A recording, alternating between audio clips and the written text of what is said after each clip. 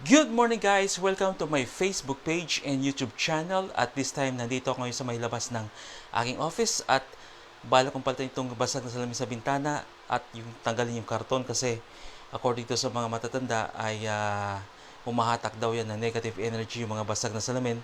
In other words, nagdudulot yan ng malas. Kaya tatanggalin ko yun mamaya ang salamin at karton at lilinisan ko yung paligid, yung mga kalawang tatanggalin ko para mapalitan ng bagong salamin. Ito na po siya, natanggal ko na siya at nilinisan ko na rin yung paligid niyan.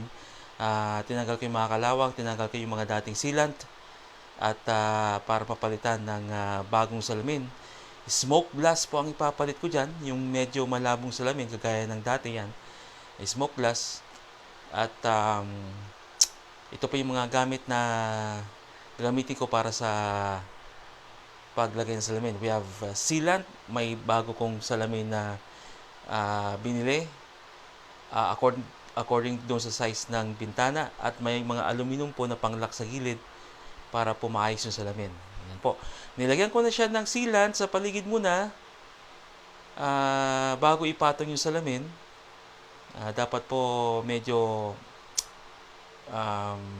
wag patagalin na ilagay yung salamin. Yan. Nilagay ko na po yung salamin.